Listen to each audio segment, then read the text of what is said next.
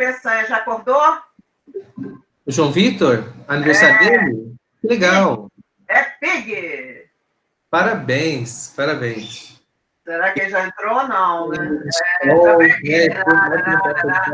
João Vitor Maiães, José Maurício. Não, chegou ainda não. Quando ele chegar, vamos cantar parabéns. Ou então, se deu de presente hoje, fica na cama. Sim. O Caio tá aí. Beleza.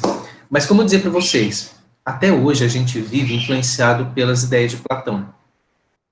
E a gente vai ver como até o fim, né? Eu tinha falado para vocês, inclusive, para assistirem ao filme Matrix. Se der tempo, a gente fala sobre o filme e o que tem a ver com o filme. A primeira coisa que tem que pensar... Vou tirar uma coisa aqui. A primeira coisa que tem que pensar é onde se situa Platão no meio da filosofia. Platão, com, é, com as ideias de Parmênides e Heráclito, e a gente pode até colocar Demócrito no meio, né, mas principalmente Parmênides e Heráclito, ele tenta entender qual deles que está certo, como é que a gente resolve essa treta de Parmênides e Heráclito. Qual era a treta? Vamos lembrar. As coisas não mudam, porque dá a impressão que as coisas sempre estão mudando, que nada é igual. Tudo é diferente. A gente cresce, a planta cresce, a gente morre, né? Os outros morrem também, a gente vê os outros morrer, né? Mas, ao mesmo tempo, Parmênides está certo. Se as coisas mudassem, elas deixariam de ser o que elas são. O mundo, se ele mudar, a única coisa que ele vai se tornar é alguma coisa que não é o mundo. Por quê? A gente tem o mundo. E o mundo, quando eu falo, é o universo, né? A gente tem o universo.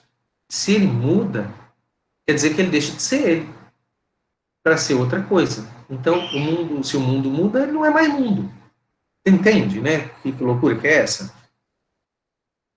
Isso vai impactar diretamente a forma. Por quê? Se a gente fala que as coisas mudam, significa que, inclusive, o conceito de certo e errado, a verdade muda. O conceito do que é certo, que é errado, que pode, que não pode, também muda.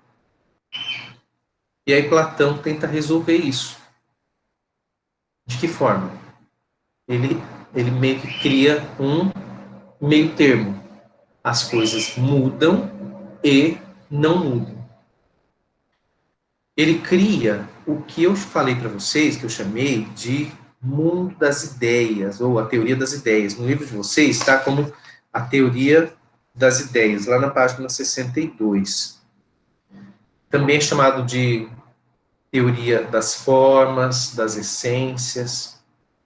Vou voltar, porque não sei se todo mundo entendeu, se ficou bem explicado, né? Platão diz que existe um mundo que não é o nosso mundo. Ele chama esse mundo de hiperurânio. Hiper, acima. Urânio, Uranus, o céu. Então é um mundo que está acima do céu. Não fisicamente, mas está num plano superior. Ele diz que esse mundo não é físico. É um mundo que depois, né, Aristóteles vai dar o nome de metafísico. Quer dizer, é tudo que não é físico.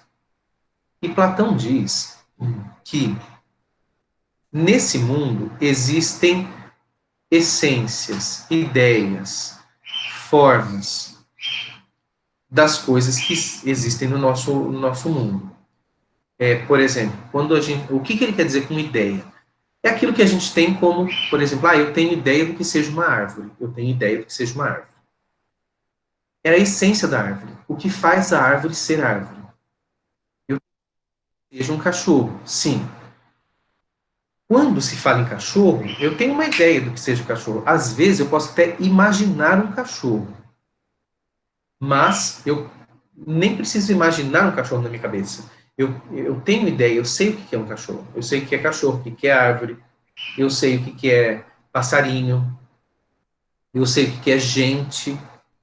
Né? E tudo que tem no mundo, a gente sabe o que é. Por mais que a gente não consiga explicar direito. Entende? Às vezes a gente não consegue explicar direito, mas sabe o que é. E aí Platão fala, por que a gente sabe o que é, mas não consegue explicar direito? Porque, na verdade, esse é um sinal de que existe esse mundo, que vamos chamar de mundo das ideias, e que lá nesse mundo tem uma ideia de cada coisa, uma essência. Então, quando você fala em cachorro, só tem uma ideia do que seja cachorro, uma essência de cachorro. Quando você fala de árvore, só tem uma ideia de árvore.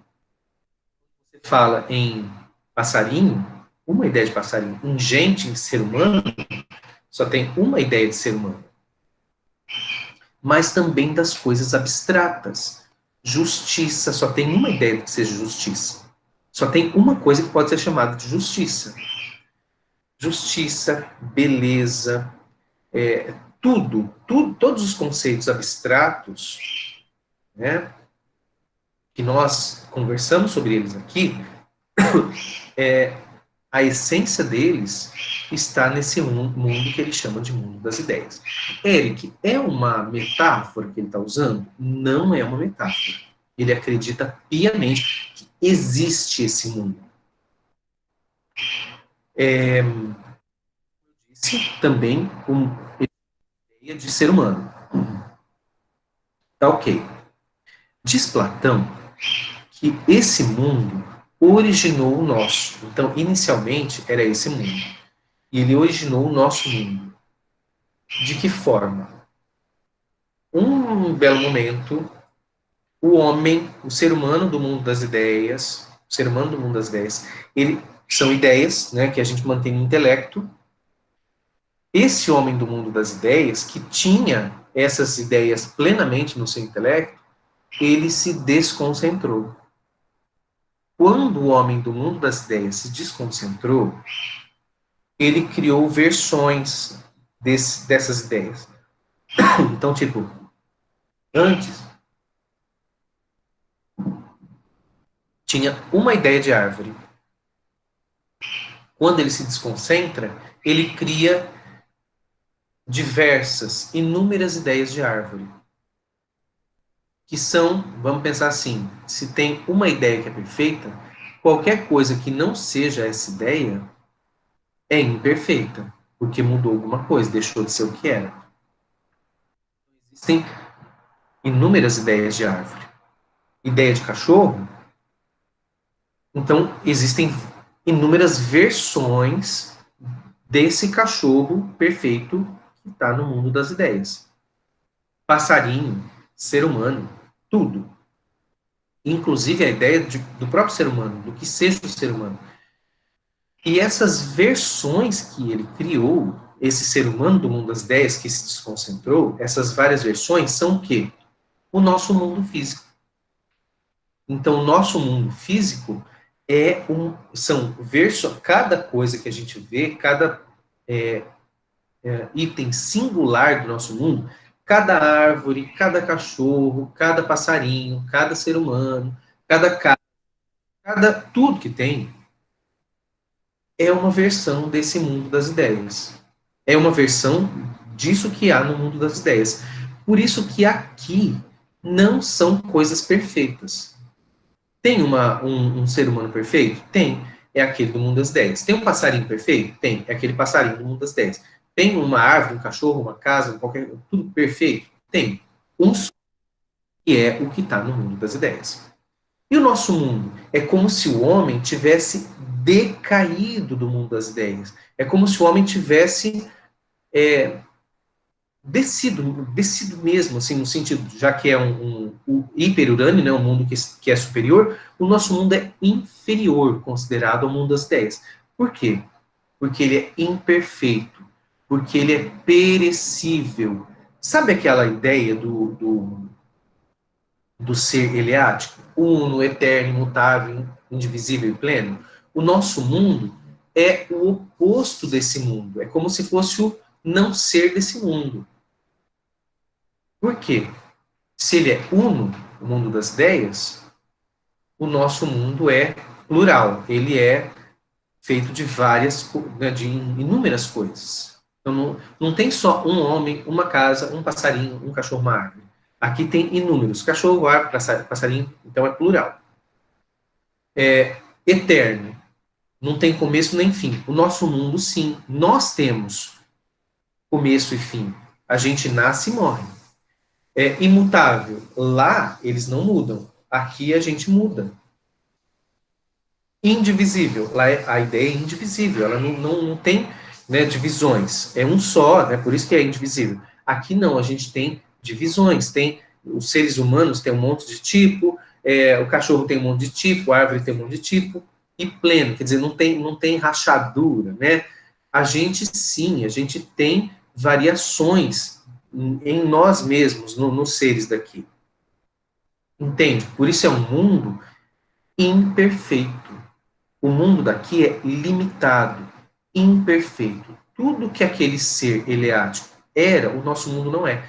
E aquele ser eleático, ele seria o mundo das ideias. O mundo das ideias assim, é uma expressão do ser eleático. Ele é o ser eleático, lá do Parmênides. Então Platão fala, o mundo muda e não muda. Não muda de que jeito? O mundo das ideias, ele não muda. E o que muda? É o nosso mundo. Assim ele resolve a situação falando, o ser muda e não muda. Agora uma pergunta que eu quero fazer para vocês. Vocês acham que para Platão, qual que é o principal? É o mundo físico ou é o mundo das ideias? O que vocês acham?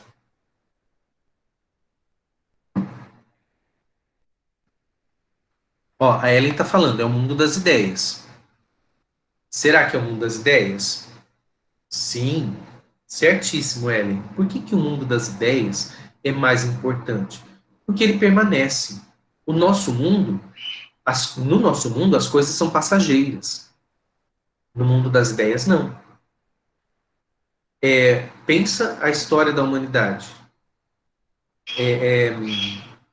O homem que foi mudando, as sociedades vão mudando. E olha, Platão nem tinha tanto essa ideia, né? Porque eles conheciam pouca coisa ali, né? Há 2 conheciam aquela região, conheciam ali o continente asiático, né, o Oriente ali, né, a cultura oriental também, eles foram muito influenciados, às vezes para afirmar, às vezes para negar, né, aspectos da cultura oriental, da filosofia oriental, mas o certo é que para Platão, o que ele via é um mundo que muda. E ele falava, tem um mundo que não muda, que é esse mundo das ideias. Até aí, tudo bem? Até aí, tudo bem? Alguém tem dúvida? Alguma coisa? Não, nenhuma. Beleza. Vocês que hoje, o mundo das ideias, a gente pode comparar com alguma coisa?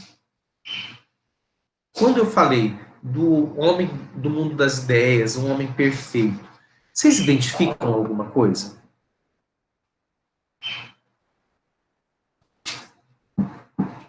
Religião? Então, Ellen, exatamente. Exatamente. A nossa concepção predominante aqui no mundo ocidental foi baseada em Platão. Eu não vou falar como nem porquê, por enquanto, talvez daqui a pouco eu fale. Continuando essa ideia de Platão, olha o que ele diz. Nós, então, foi a primeira coisa que eu pensei quando você falou disso. Sim, Laura, tem muita coisa a ver. E olha só como que vai continuar isso. Lembra que eu falei que a gente tem ideia do que sejam as coisas, mas é uma ideia imperfeita. A gente meio que sabe o que é cachorro, mas não sabe explicar direito, sabe o que é justiça, mas não sabe explicar direito, sabe o que é o tempo, mas não sabe explicar direito. Por quê?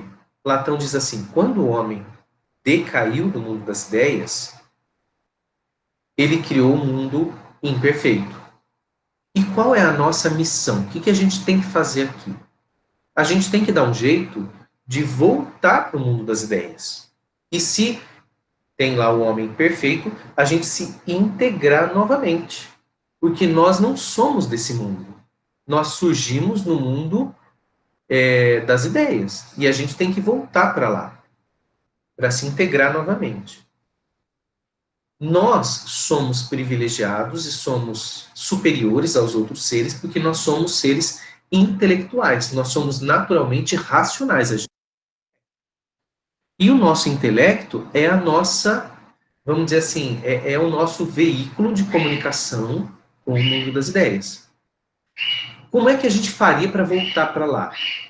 Abrindo esse canal de comunicação. Porque a gente tem um canal meio aberto, meio fechado. Como que a gente consegue voltar para lá? Como se diz? Ampliando o canal de comunicação, mas eu queria dizer outra palavra. Nos aprofundando nas ideias, nas coisas, nas essências das coisas, na definição das coisas. Quando eu sei mais ou menos o que é justiça, quer dizer que eu não sei, a minha ideia de justiça não está afinada, não está polida, não está ainda, né, aprofundada. Então eu tenho que aprofundar o conceito de justiça. Eu não sei direito o que é o ser humano. Eu tenho que aprofundar a noção de ser humano. Eu não sei o que é cachorro, árvore, passarinho, felicidade, beleza. Eu tenho que me aprofundar nisso. Quando eu consigo me aprofundar, na verdade o que eu fiz foi abrir o canal de comunicação com o mundo das ideias. Agora, vamos fazer uma ponte com o que fazia Sócrates? Vocês lembram que Sócrates não dava respostas? Ele só fazia perguntas. Por que será que Sócrates só fazia pergunta? É para tirar de dentro da pessoa o conhecimento. Vocês lembram que Sócrates falava que a gente já nasce com conhecimento? Olha, tudo a ver com Platão. Porque quando Sócrates faz isso, na visão de Platão, ele está abrindo o canal da pessoa de conhecimento para com o mundo das ideias. Ele está preparando a pessoa para se conectar com o mundo das ideias. Por isso, a importância da filosofia para Platão, para Sócrates, né? A filosofia é esse instrumento, né? A partir da pergunta, do pensamento racional, a filosofia é esse instrumento que a gente pode usar, essa metodologia que a gente pode usar para voltar para o mundo das ideias. Porque a gente já tem a racionalidade, já tem o intelecto. A filosofia, em sendo esse exercício de perguntar o que, por quê, a gente acaba definindo mais o que é cada coisa. E já que a racionalidade é universal, todo mundo vai chegar à mesma conclusão. Por que todo mundo chega à mesma conclusão? Porque a conclusão, na verdade, não está na gente. Na verdade, nós somos a gente tem uma ligação. Mas, na verdade, a origem é lá do mundo das ideias. Como só tem uma ideia de justiça, uma ideia de árvore, uma ideia de passarinho, claro, a gente vai chegar à mesma conclusão, porque, na verdade, a gente está tirando a conclusão de lá. A gente não está inventando, a gente está se conectando. Entenderam? Aí você fala, nossa, parece religião, né? E parece mesmo. Vou avançar. Eric, tá bom. Então a gente se conecta. Por exemplo, se alguém se conectar, o que vai acontecer? Quando a pessoa morrer, o nosso corpo é perecível, ele é finito, ele acaba. Ele tem um começo, tem fim. E a alma? Para Platão, não. A nossa alma, que é a nossa parte intelectual, ela não tem fim, ela é imortal. Ela surgiu com a desconcentração, mas ela é imortal. Porque ela, vamos dizer assim, é parte desse foguinho aí do homem, né, do mundo das ideias. É parte do homem do mundo das ideias.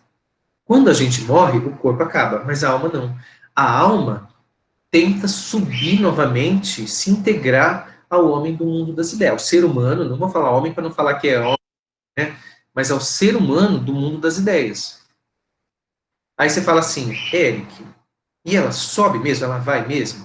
Para Platão, se você abrir o canal, se você se concentrou de novo, se você alcançou as definições, né, as essências, você sobe de novo e você é, vamos dizer, é juntado lá no Homem do Mundo das Ideias. Érico, mas e se eu não conseguir? Se eu não cheguei ao conhecimento pleno? Aí, meu amigo, você vai tentar subir, mas você não tem um canal. Você vai tentar subir, não vai conseguir. O que você vai fazer? Você vai voltar. Voltar que jeito? Vai virar alma penada? Não. Você vai entrar num novo corpo. Você vai receber um novo corpo e tentar de novo. E ter uma nova vida aqui no corpo, num corpo novo, para tentar alcançar essa iluminação. Mas fala, mas isso daí é reencarnação, não é? Sim. Platão chama não de reencarnação, ele chama de transmigração das almas. O nome mesmo é transmigração. O que acontece é que, nas doutrinas que acreditam na transmigração, quando você morre, você desencarna. Então, você encarna, desencarna, então você pode reencarnar, que é encarnar novamente. Né? Então, o processo se chama transmigração. O fenômeno, né? O fenômeno se chama transmigração, mas o processo mesmo a gente chama de reencarnação. Beleza, é a mesma coisa, né? Então, todo mundo que consegue entrar nesse mundo das ideias se junta ao ser humano único e perfeito. Tem lá, sim, Ellen, exatamente isso. Se você morre como uma pessoa iluminada, uma pessoa que já conseguiu uma ascensão espiritual, uma elevação espiritual, nesse sentido, né, de alcançar o mundo das ideias, sim, você se junta, né, ao ser humano de lá e você se torna parte dele, você já não é mais você já voltou para onde você nem deveria ter saído, no caso, né, se ele não tivesse desconcentrado, não teria nada disso, mas você volta ao mundo das ideias. Tá? É como se fosse, quando eu falei foguinho, né? Porque imagina assim, imagina a chama de uma vela, se você junta outra chama de outra vela, vira um fogo só. Quer dizer, são duas velas, mas uma chama só. Eu imagino que seja mais ou menos isso, né? Todo mundo juntando no mesmo fogo, na mesma chama, e aí vira tudo a mesma coisa. Tá? Bom, então, o homem que consegue, ele volta. O homem que não consegue, ele volta para o mundo das ideias. O homem que não consegue, ele reencarna de novo e fica nesse processo até conseguir. Até conseguir. Aí você fala, Eric, mas Platão era espírita? Porque isso daí eu já ouvi no espiritismo. Não. Por que não? Porque o espiritismo, gente, é uma religião, uma crença, alguma coisa assim, um saber que surgiu, ou estou muito enganado, ele surgiu no Brasil no século XIX ou XX. Mas a ideia de reencarnação não surgiu com o espiritismo brasileiro. A ideia de reencarnação é muito antiga, ela tem mais de 4.000 anos. Os budistas, e o budismo tem 4.000 anos, os budistas já falam em reencarnação. As doutrinas que estavam lá próximas à formação do judaísmo já falavam em reencarnação. Inclusive, quero dizer para vocês que na época de Jesus, que a gente fala reencarnação como se fosse o oposto de ressurreição, né? Na época de Jesus, a ideia de reencarnação e de ressurreição conviviam, não tinha conflito. Tinha um grupo de judeus que acreditava na reencarnação e um grupo de judeus que acreditava numa possibilidade diferente, que seria a ressurreição, mas ninguém sabia nem o que era. Aí você fala, isso daí, como você sabe? Porque na Bíblia, por exemplo, Jesus fala, né, tem uma hora que ele fala assim para os apóstolos, alguém chega para ele e fala assim, Não, ele pergunta, né? Quem dizem os homens que eu sou? O povo fala que eu sou quem? E aí um fala assim, uns dizem que você é Elias, outros dizem que você é João Batista, que voltou. João Batista tinha acabado de morrer. Né? João Batista e Jesus e João Batista tinham mais ou menos 6 meses de diferença de idade. Outros falam que você é um dos profetas que voltou. Que voltou só pode ser que reencarnou. Então eles acreditavam, não tinha problema nenhum. A ideia de ressurreição, gente, dentro do judaísmo, não era tão forte, mas tinha ali alguma coisa, porque a ideia de ressurreição surge na África, quando os israelitas foram. Então eu já estou mudando para a história das religiões, mas tá bom, né? Quando os israelitas tomaram contato com os egípcios.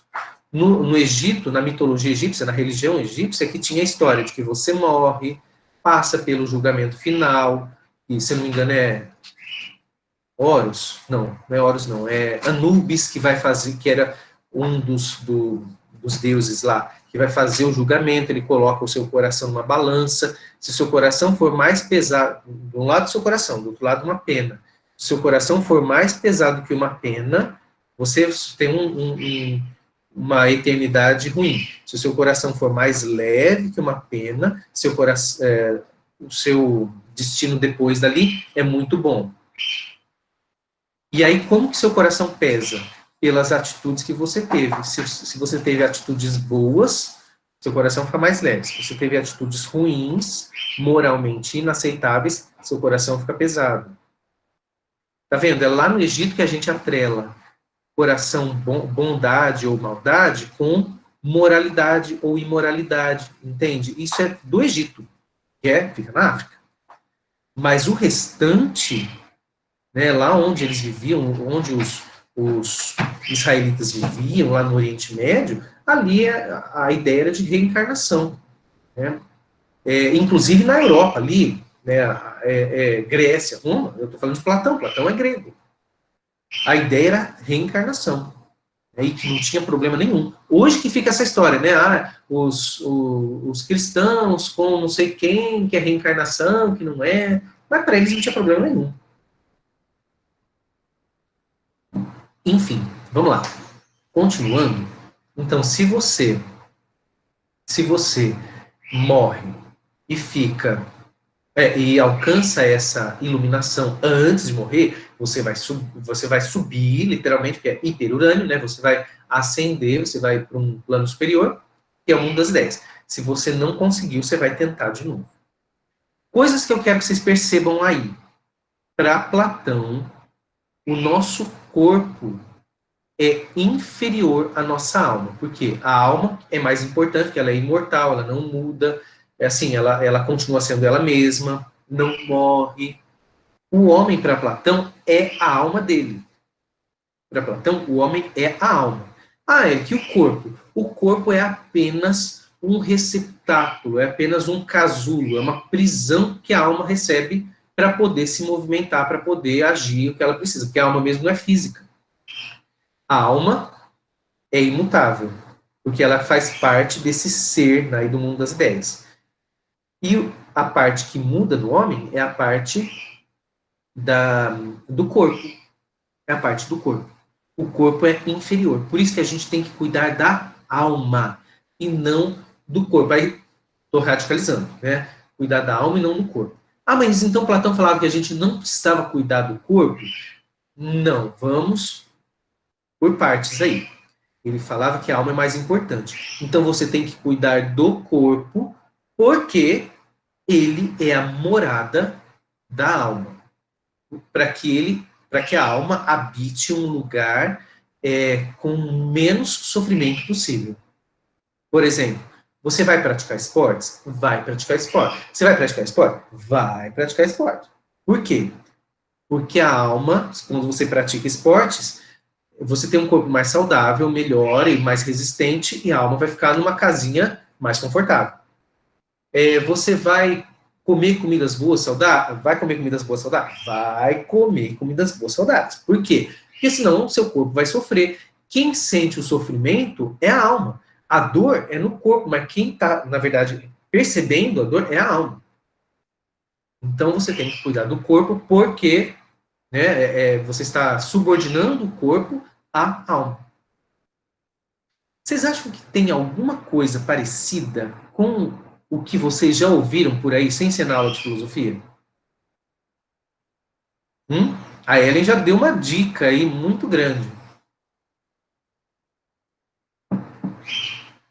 Tem alguma coisa que vocês já ouviram nesse sentido?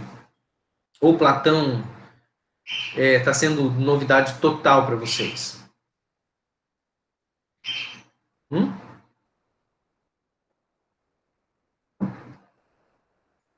Fala, gente. Quero ouvir vocês. Pode escrever, pode abrir o microfone para falar. Não está lembrando de nada, Pedro? O professor travou tudo para mim. E travou desde onde, Ellen?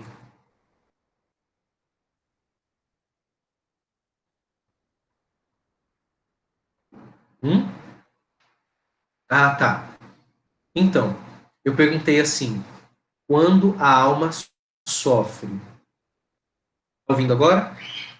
Dá um sinal aí. Gente, vocês estão conseguindo? Tá? Beleza? Então tá. A alma sofre.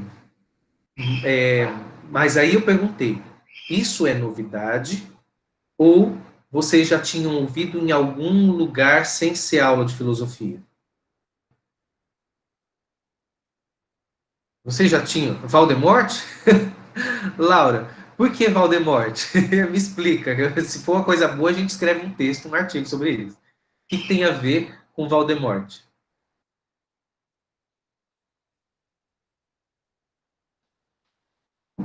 Voldemort, aquele cujo nome não se deve dizer. Não sei explicar, só me lembrou isso. Tá, beleza. Tem a ver com um monte de coisa, gente. Como eu falei para vocês, a religião cristã bebe no platonismo. O cristianismo é formado tendo como base o platonismo. Eric, como que você sabe? Paulo, dizem alguns que, na verdade, Jesus pode ter fundado o cristianismo, mas quem formou o cristianismo, quem embasou o cristianismo e fez com que ele fosse o que é hoje, foi Paulo, não foi Jesus. Inclusive, Jesus nem queria formar religião nenhuma. Ele não queria formar grupo, assim, tipo, instituição. Ele não queria que tivesse uma instituição chamada os cristãos. Para Jesus, o negócio, você pode ser o que você quiser. Se você observar o coração do evangelho, ele fala, Deus está no interior, não no exterior. Então, vamos dizer assim, ele para Jesus, você pode ser o que você quiser, contanto que você seja uma pessoa boa, uma pessoa que ama a Deus e ao próximo, né? O que veio depois foi uma questão puramente humana, né? Eles se reuniram, começaram a ser perseguidos, enfim, um processo histórico aí que fez com que fosse formado e instituído o cristianismo. Mas tá bom. E aí Paulo formou todo mundo. E Paulo era uma pessoa muito, muito inteligente. Ele conhecia não sei quantas línguas. Paulo era de Jerusalém, mas era cidadão romano. Eu não sei se para vocês isso tem tanta importância, vocês entendem. Gente, Roma era a capital do império.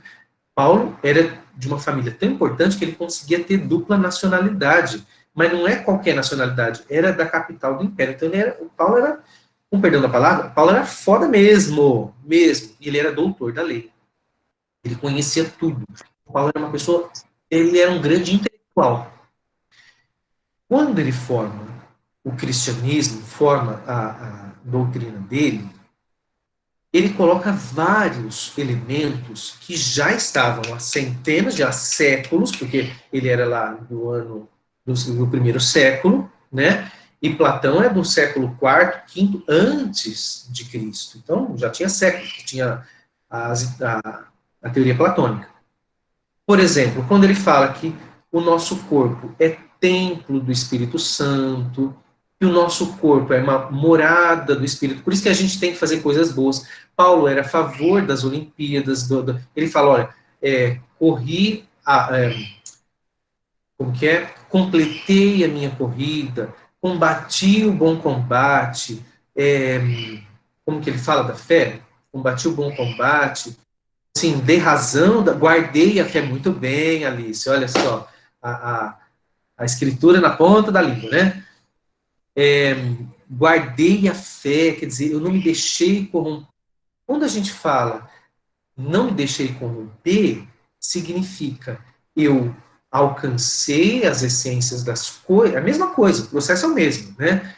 Alcancei a essência e não deixei que as coisas terrenas, que são, quando ele fala, buscai as coisas do alto, porque o alto aí, lembra do hiper-urânio, um plano superior, é a mesma coisa. Olha a ideia cristã. Deus fez tudo, nós estávamos no paraíso. Gente, minha filha está aqui participando da aula junto com a gente. Deixa eu mostrar ela para vocês. Fifi, vem cá, vem. Vem cá. Olha, minha filha. Olha para a câmera. Ela não gosta de câmera, gente. Toda vez que eu vou tirar uma foto dela, ela vira a cara. Parece que ela sabe. Olha lá, Fifi. Ai, bebê. Ai, que lindo. Tá ok. E ela fica sempre no meu pé. Onde eu estou sentado, ela fica, né, no meu pé. Vamos lá. Então, voltando, né? Religião. Fifi. nome mais de cachorro de madame, né? Fifi. Mas, enfim, como eu dizer para vocês. É só entrar um cachorro que todo mundo fica feliz. Né? Lembrando, paraíso, o homem decaiu do paraíso. Olha como que as religiões e a filosofia tá tudo junto, né? Parece que é tudo a mesma coisa. Lá no Gênesis, o homem decaiu do paraíso, por isso ele começou a trabalhar, sofrimento, e aí a ideia do cristianismo, a gente, quando morrer, vai voltar para Deus. Tá, você vai ficar. Uns falam que ficam esperando, outros falam que não, que tem purgatório, outros falam que não. Beleza, mas o essencial é a mesma coisa, que depois da morte, a nossa alma é imortal e que ela vai voltar para alguma realidade que é eterna, que não muda. Olha o mundo das 10, que não muda. O céu não muda, Deus não muda. Entende? É tudo a mesma coisa. E como é que a gente se liga ao mundo das ideias na filosofia? Pela meditação, pela filosofia, pelo diálogo, quando a pessoa pergunta o que é, e você tenta definir, quando você tenta encontrar a definição das coisas. Para a religião, como é que você se conecta, né, com aquilo que já é lá. Para a religião, através da oração, do contato com Deus. Que aí vem o cristianismo falar, Jesus já fez isso, ele abriu, né, o canal de ligação, ele abriu, e você entra se você quiser para o cristianismo. Como é que você entra? Rezando, fazendo parte da comunidade, participando de uma, sei lá, da missa, do culto. Se você não tiver ligação com lá, se você não mantiver aberta essa ligação, você não sobe. A diferença é que, para a teoria platônica, você tem infinitas chances. Você pode ir, voltar e voltar quantas vezes for necessário. Para o cristianismo, é uma chance só. Você tenta ir. Se você morrer e não conseguir ir, você vai para algum lugar, que não é aquele lugar bom que é prometido. Que é outra coisa que é prometida, que é o submundo, né? Não lembra?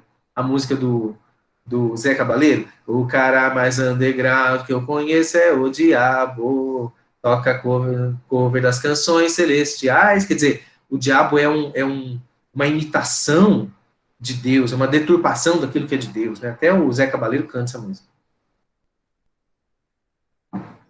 Mas tá bom. Gente, vocês perceberam que hoje a gente atrela coisas purificadoras. E até a palavra, já me lembra Ana Paula Valadão, águas purificadoras. Coisas que são purificadoras a Deus. Porque lá é puro, né? Assim como o mundo das ideias é um mundo de pureza, você tem que se purificar da contaminação desse mundo. E a religião também.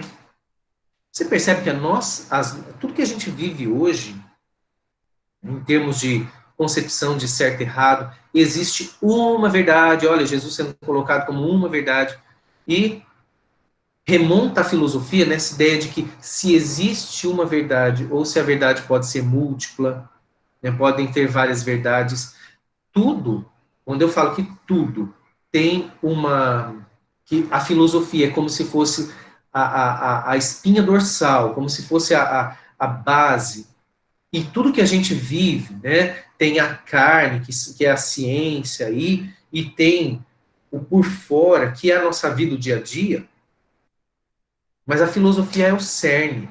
Tudo que a gente faz é baseado em uma filosofia.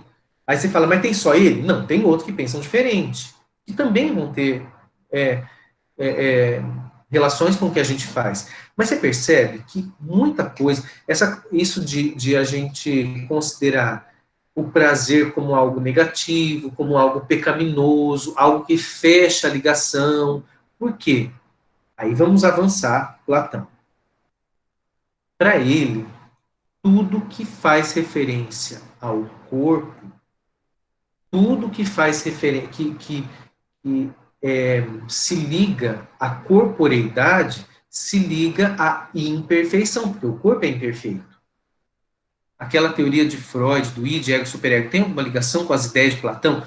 Gente, Ellen, olha, estou adorando suas perguntas. Se tem alguma ligação com as ideias de Platão? Então, Ellen, não exatamente.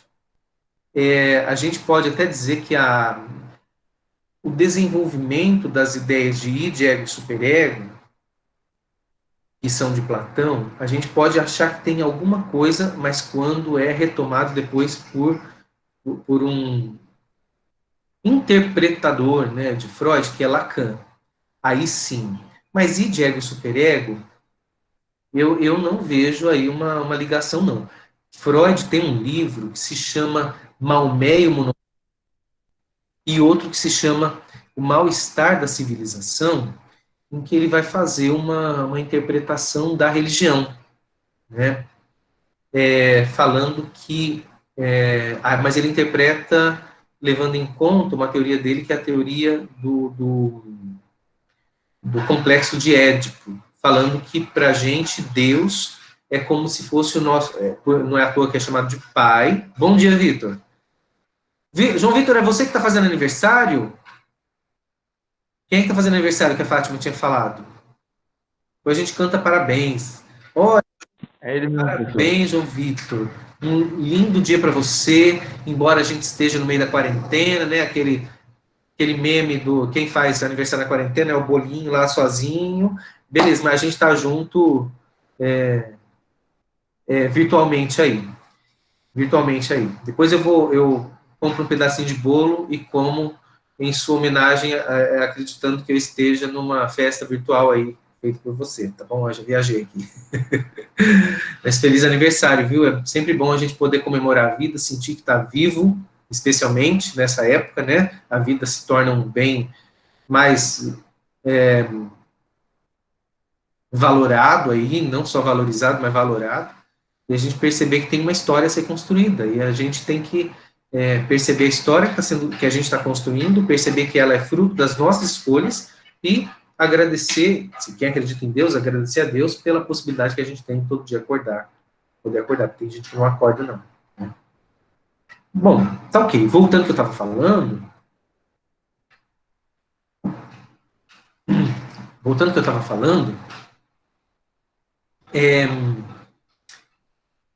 eu esqueci o que eu estava falando. Estava falando da religião, do homem. Ih, me perdi. Deixa eu ver se eu lembro. De Freud. Isso. Mas aí a gente faz essa ação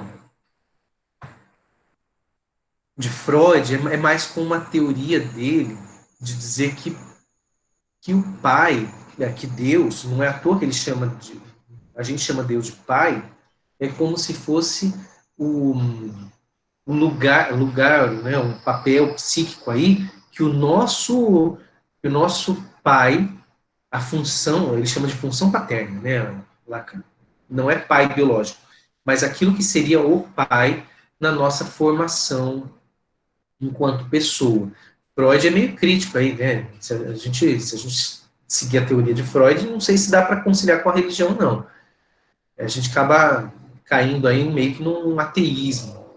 Mas, para ele, Deus faz essa função de pai. O pai, para Freud, é aquele que interdita a criança da mãe, quer dizer, o que separa a criança da mãe, né?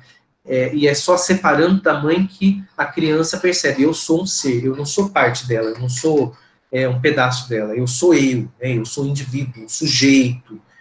É aí que surge o sujeito, e a mãe é outro sujeito, é outro ser. E Deus é como se fosse esse que dá o não pra gente, né? Que fala, ó, isso não pode fazer. Quando fala isso não pode fazer, a criança percebe, existe um limite no mundo aí, coisas que eu posso, coisas que eu não posso, o que sou eu, o que não sou eu, né? Tá bom, vamos partindo aí para psicanálise, vamos sair da psicanálise e voltar para filosofia platônica. Então, Ellen, eu não sei não se dá para a gente fazer uma ponte, mas tá, né, não sei, acho que não. Bom, o que eu falava para vocês então, o homem, voltando, o homem tem que voltar para o mundo das ideias, só recapitulando. O homem tem que voltar para o mundo das ideias, se ele consegue, beleza, ele consegue isso fazendo uma concentração, pela meditação, pela filosofia, e aí eu fiz um contraponto com a religião, né, falando que na religião também é mais ou menos a mesma coisa. Beleza, mas vamos pensar então filosoficamente. O homem é constituído de corpo e alma, é uma dualidade, vocês vão encontrar isso em textos falando da dualidade platônica, em que a alma é mais importante que o corpo. Falei do mundo das ideias. Beleza. Então, esse assunto eu acho que já está bem explicado. Bem explicado, assim, né, no nosso nível de ensino médio. Se fosse numa faculdade, teria que aprofundar mais, mas tá bom. Alguma dúvida? Restou alguma dúvida? Posso passar para frente? Pode passar para frente, professor. Pode passar para frente. Beleza. Obrigado, gente. Passando para frente, eu vou comentar com vocês algo que até o livro traz, que é a alegoria da caverna, o mito da caverna. Tem um livro de Platão, os Escritos, né? Tem uma obra dele chamada A República, e a República é dividida em livros. No capítulo 7, no livro 7 da República, se não me engano é o livro 7, não sei se é 4 ou não, 7, tem a descrição do que é chamado alegoria da caverna. E alguém, lá está descrito, né, alguém tentou fazer um desenho do que Platão descreve. Eu vou mostrar para vocês agora. Deixa eu ver se é isso daqui. Ó, é isso daqui. Ó. Vou compartilhar com vocês. Vocês estão vendo o desenho aí? Fala para mim, gente, que eu não vejo mais vocês. Então, Sim. sim, né? Beleza. Eu vou falar dessa alegoria para dizer para vocês que é mais ou menos tudo que a gente viu até agora. E Platão simboliza, ele faz uma metáfora para explicar isso. Olha só. Vocês estão vendo a minha setinha mudando? Ou não? Ou só a imagem? Dá pra ver a setinha também. Ah, então tá bom. Obrigado. Obrigado por falar. Ver. Olha só. A gente tem aqui uma caverna, chama Alegoria da Caverna. Para mim parece mais um buraco de formiga, mas tá bom. A gente tem uma caverna e Platão fala assim, no interior da caverna, a gente tem pessoas aqui que estão acorrentadas olhando para o fundo da caverna. Depois a gente tem uma espécie de um muro. Depois do muro a gente tem algumas pessoas que carregam consigo como se fossem esculturas, imagens de tudo que tem no mundo real. Depois dessas pessoas existe um fogo Esse fogo ilumina parcialmente a caverna. Mas o mais importante é que ele ilumina de um jeito que essas esculturas que as pessoas trazem formam no fundo da caverna algumas sombras. E aí, qual que é a importância? Essas pessoas que estão amarradas, a única coisa que elas viram na vida foram essas sombras. Para elas, a realidade se resume a essas sombras. Aí eu pergunto para vocês, as sombras são o real ou as sombras são imitações do real? Fala para mim. Imitações do real.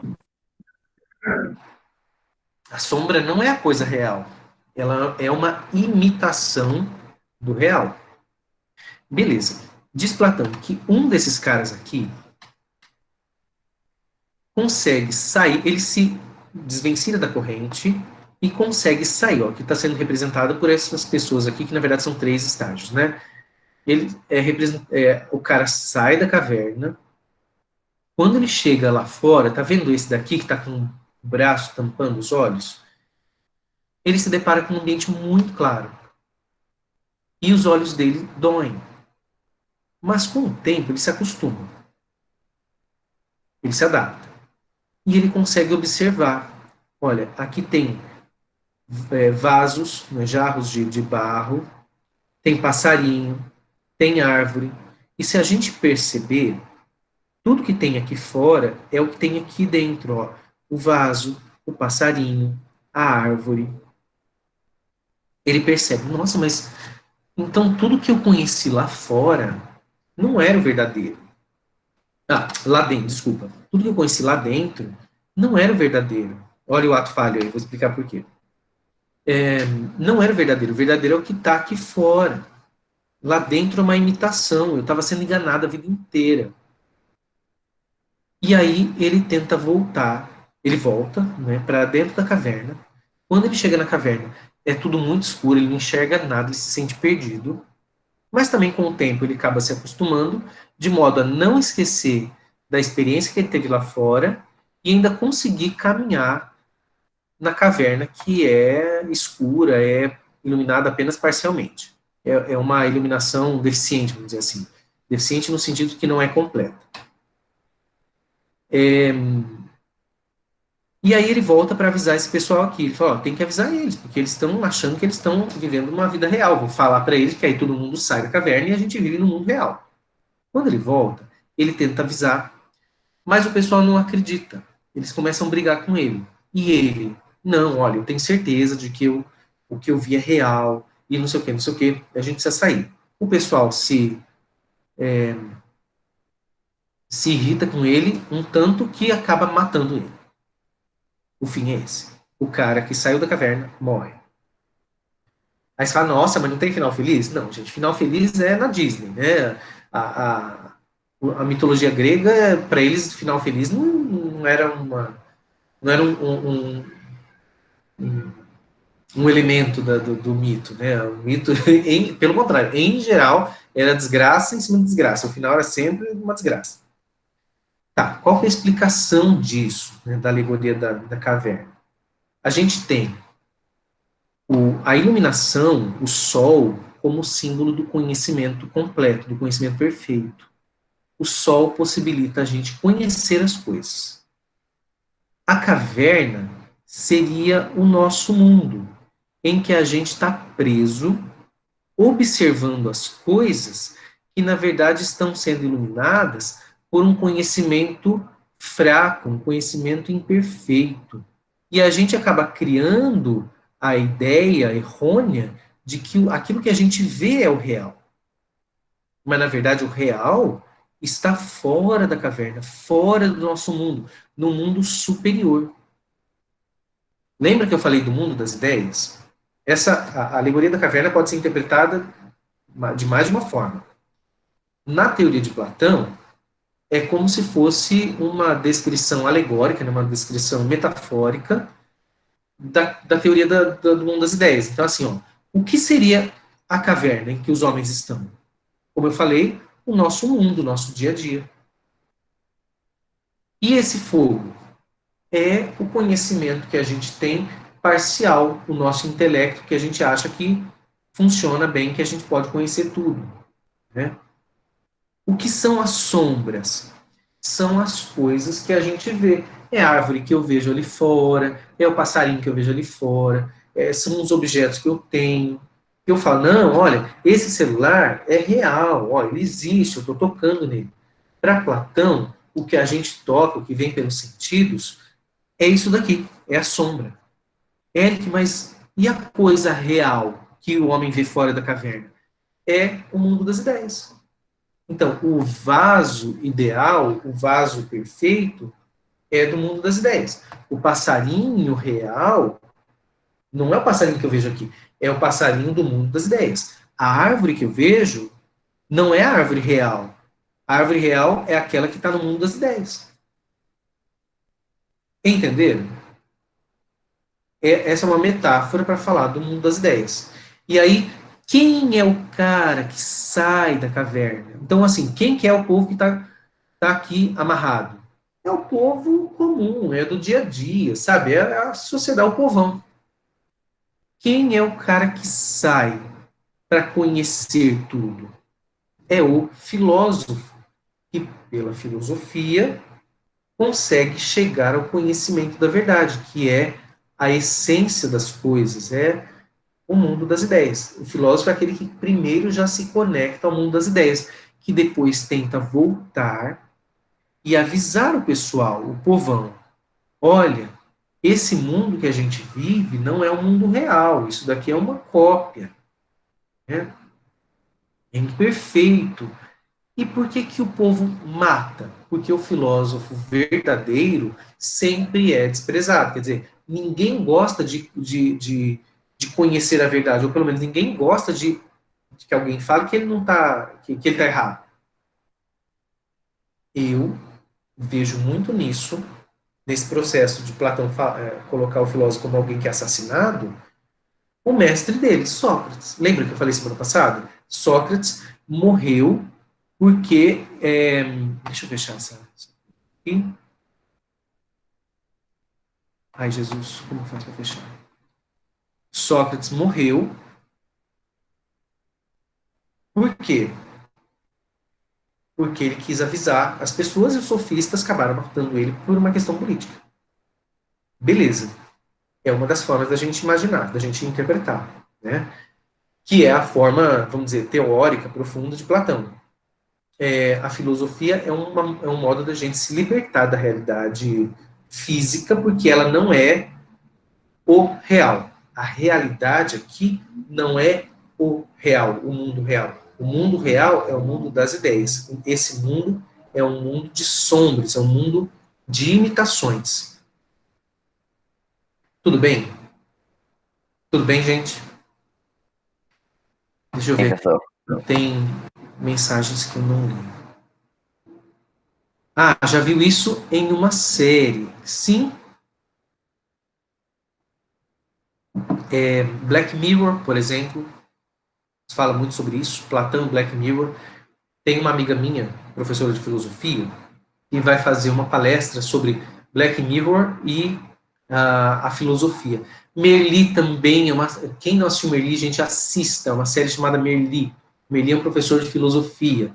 E aí, cada capítulo é um filósofo que ele fala. E aí, o que acontece na história tem a ver com a teoria do filósofo. É muito legal, muito legal. No fim, eu não vou contar o fim, mas só para adiantar, chorei quase uma hora, loucamente, de tanto que, né, me tocou essa série. Bom, como eu dizia, essa é a única forma de interpretar? Não. A gente pode interpretar a alegoria da caverna dizendo do nosso mundo mesmo. A caverna é tudo aquilo que cria imagens falsas para a gente acreditar que é do jeito que é. É só a gente pensar que aqueles carinhas que estavam segurando lá as imagens, a gente colocar, por exemplo, como a mídia. Vocês podem fazer um paralelo da caverna de Platão com as nossas concepções do que é verdadeiro e falso hoje? Quem pode comentar? Quando eu estou falando, o que vocês estão pensando? Sobre o que vocês estão refletindo? A caverna de Platão e o nosso mundo. Será que o nosso mundo é do jeito que a gente vê? Matrix, eu ia falar sobre Matrix, né? Lembra que eu falei que tem tudo a ver? Muito bem. E aí?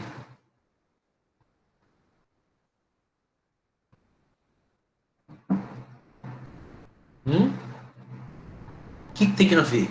A caverna de Platão com o que a gente vive no dia a dia.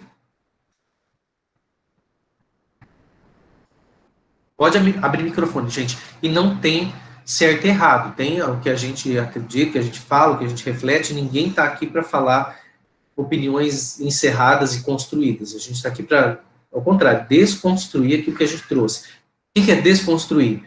É entender os motivos pelos quais a gente pensa do jeito que pensa. Entendendo por que a gente pensa assim, a gente decide, continuo pensando assim, ou posso mudar, ou não. Enfim. Desconstruir não é destruir, tá bom? Desconstruir é mais desmontar. Para montar de novo depois, aí você monta do jeito que você quiser. Bom, falando então um pouquinho de Matrix. A gente está quase no fim da aula, são 9h13 já. Mas, beleza. Falando de Matrix. Matrix é um filme dos irmãos Wachowski, que hoje são irmãs Wachowski,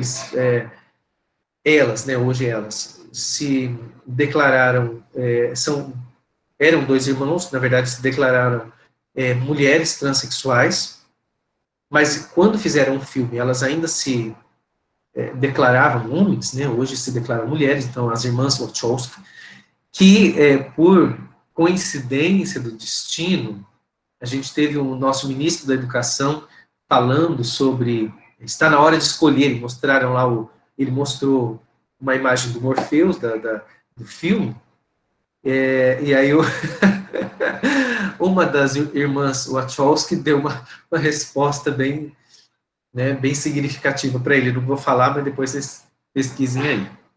Mas tá ok. Matrix é um filme que começa mostrando Neo, personagem Neo, na casa dele, e aí a gente vai perceber que o Neo é um hacker. O Neo trabalha fazendo serviços particulares, né, de hackeamento, e naquele tempo, 99, era a época do disquete, então ele tem disquetes de computador, aqueles quadradinhos assim. Cabia 3 MB de informação.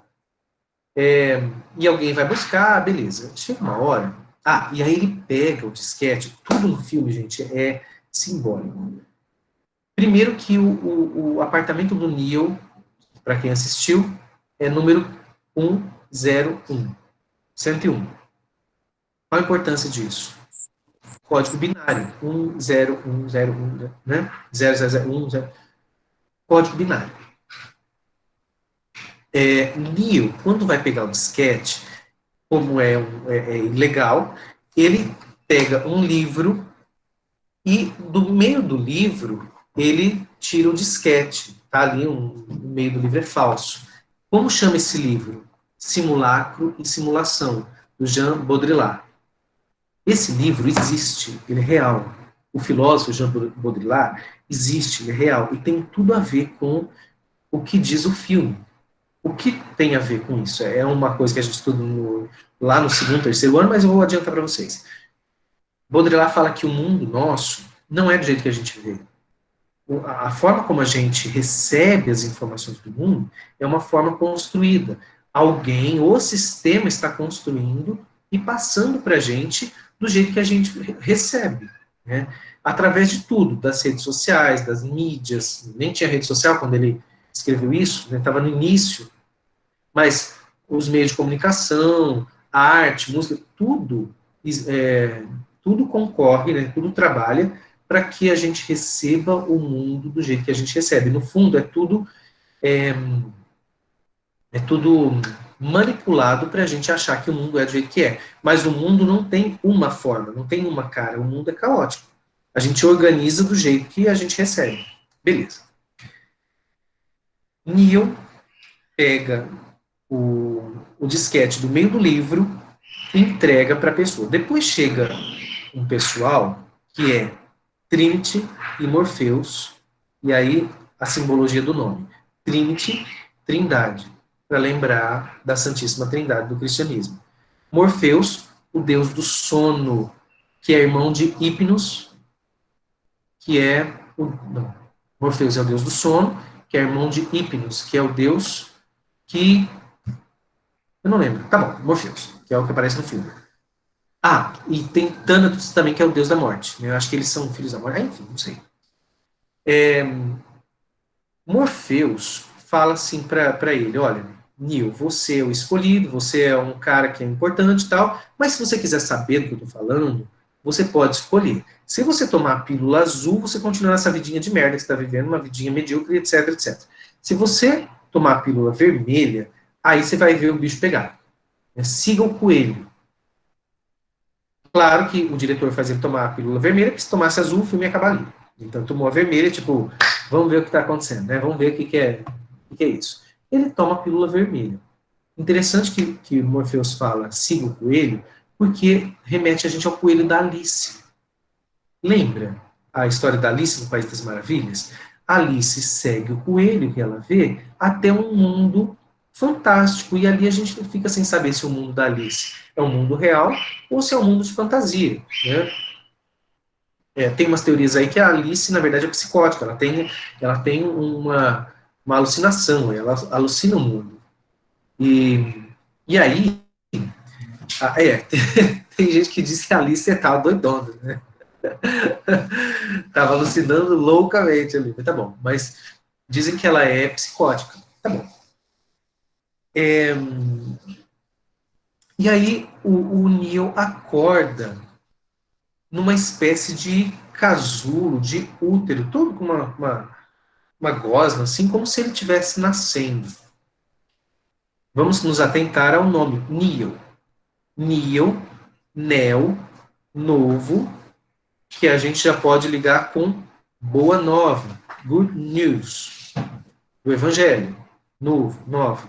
Neo também é um anagrama com one, único, o filho único, aquele que é. Quem é aquele que é? O filho da Trindade, o Salvador. Também tem a ver com Eon, E-O-N, que tem a ver com aquilo que é extrafísico. Tá bom, né? Reflexões à parte. Neo é o escolhido, não é à toa que ele é o escolhido. É the one, Neo, aquele que vem trazer a boa notícia, e ele acorda nesse casulo, olha para o lado e percebe que tem uma infinidade de casulos do jeito que ele estava. Casulo, entre aspas, como se fossem úteros. Por isso que o filme chama Matrix, que em latim é mãe. A Matrix é a mãe, é ela que deixa todo mundo no útero. O que ele percebe? Aí que é desvendado o mistério. Dentro desses úteros, existem pessoas. Essas pessoas estão vivas e elas são mantidas vivas mecanicamente, pelas máquinas. E como é que... qual que é a história, né? Resumindo, aqui o que a gente vive no dia a dia é uma ilusão coletiva.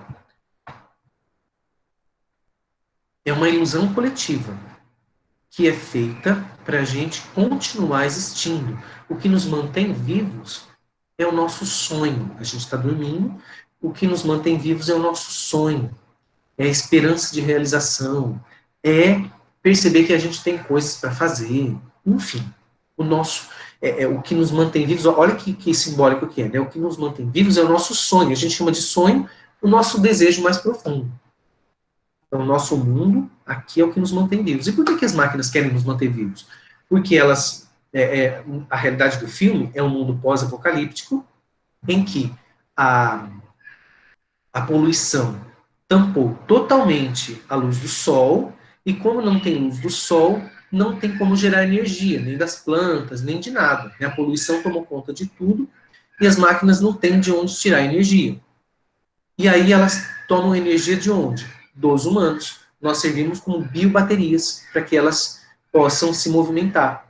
Porque elas foram feitas por nós, que somos humanos, são inteligência artificial, mas tomaram o poder do mundo, tomaram o controle do mundo. E aí, para elas continuarem tendo energia para se movimentar, elas pegam energia que vem da gente. A gente tem um vizinho meu, um cachorrinho vizinho aqui, que grita o dia inteiro. O Late está desesperado lá, tadinho.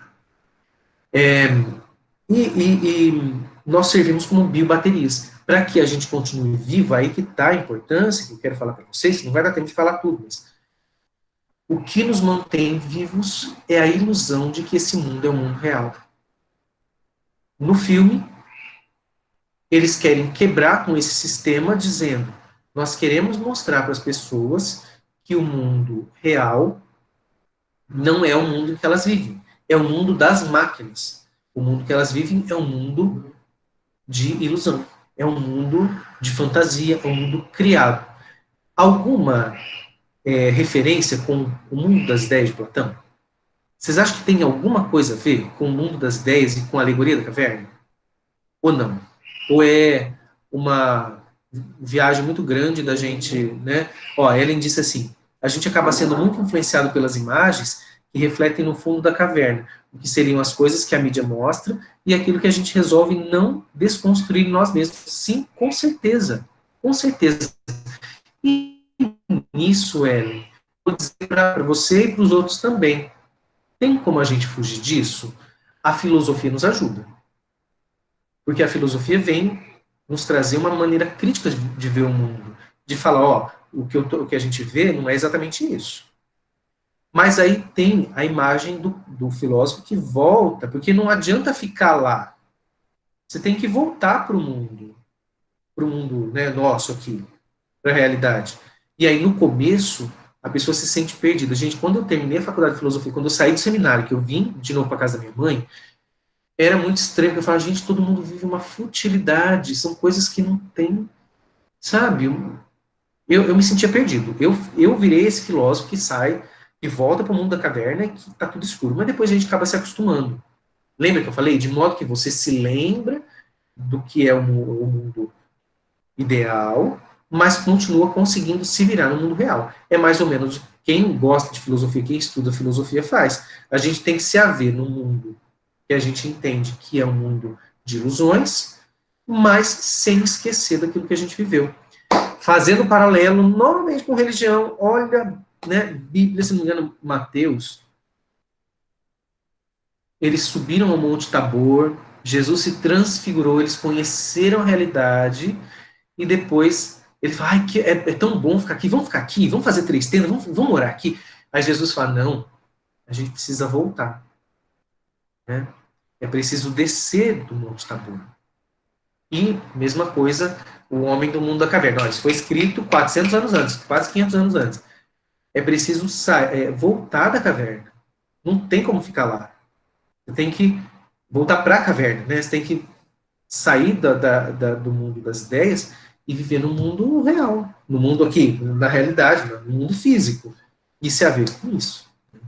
Sabendo do que é a verdade. Então, é esse que é o grande incômodo de quem gosta de filosofia, viver num mundo que você sabe que não é real, que é construído, mas com esse fogo dentro de você, sabendo: olha, isso daqui é provisório, esse mundo é um mundo de fantasia, né?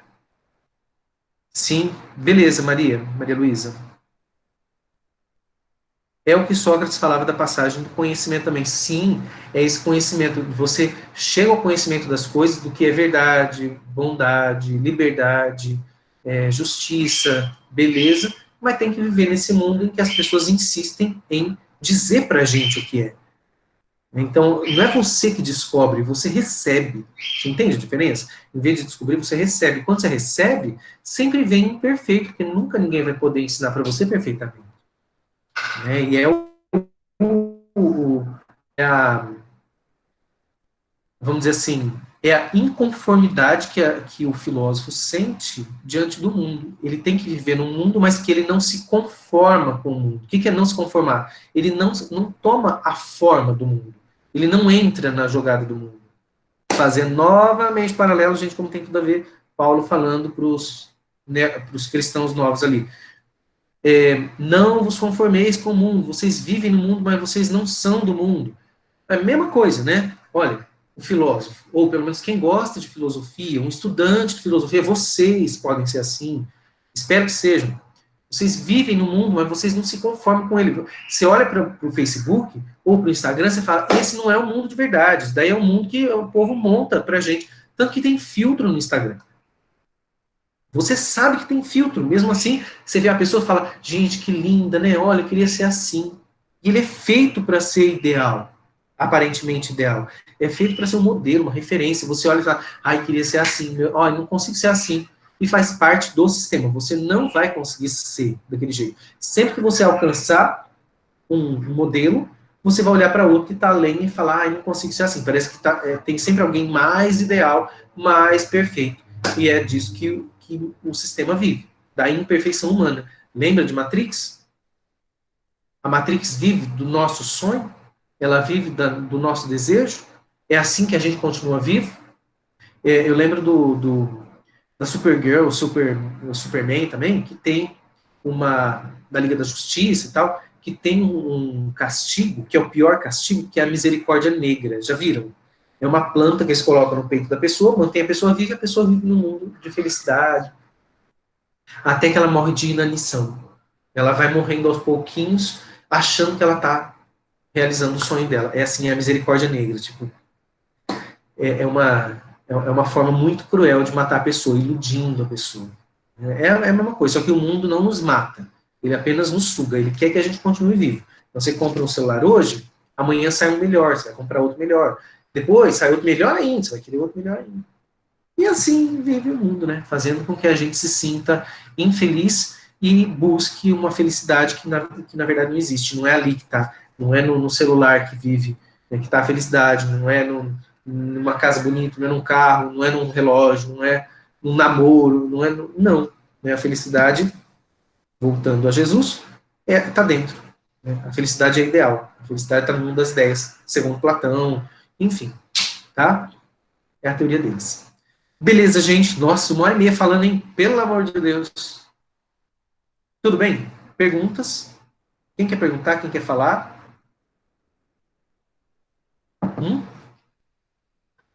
Fala, gente. Ai, não entendi nada. Tranquilo? Olha, Davi, se você estiver tranquilo agora, eu vou falar, eu não atingi meu objetivo. Não entendi, tô brincando. Espero que vocês não estejam tranquilos. Que isso tenha mexido com vocês, porque a filosofia, se não mexe com a gente, alguma coisa está incompleta. Tá? Alguma coisa deu errado. Tá bom, gente?